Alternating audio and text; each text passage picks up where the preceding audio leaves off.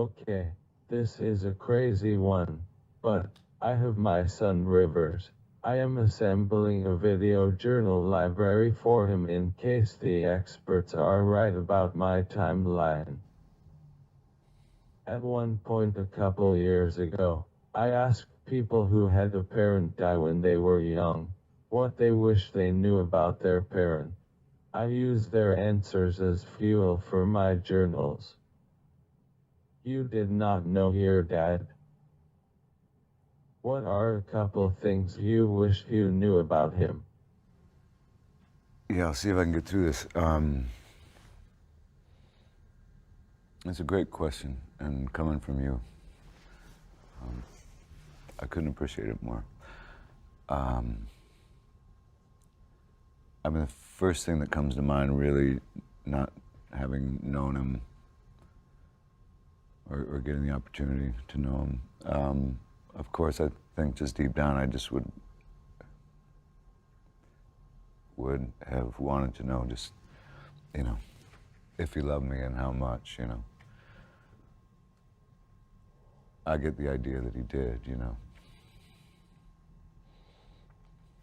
But the other nice thing would have been just having, you know, someone of my own blood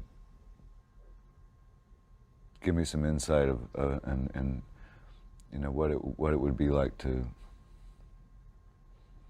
grow up and, you know, be a man, a good man, and I feel like I had to, you know, figure that stuff out on my own, and just a few guidelines would have helped, and really, there's probably no one that you'd trust more than your dad,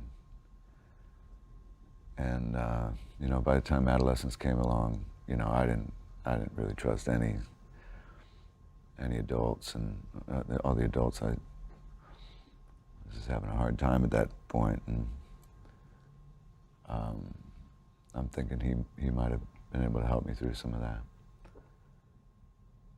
But you know, someone was really kind enough, and it's a very long story how this all ended up, but I ended up with 4 songs of him singing. Yep. And I just heard him for the first time last month. Really? Yeah. And, you know, the cool thing, he was kind of, I mean, it sounded good, the production was good, his voice sounded great, and it was kind of like, you know, at the end, it was probably early 70s, so it was kind of the end of the crooners, and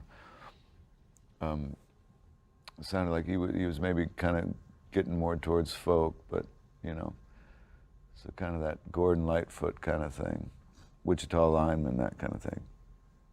But the cool thing was, Steve, is he was fucking good.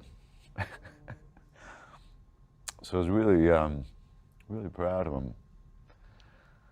And, you know, I wish he was around now, and I'd like to think he'd be proud of me, and now I get to be proud of him, which is a real cool thing. Thanks, man. I knew this was going to come in handy for something, but I didn't know what.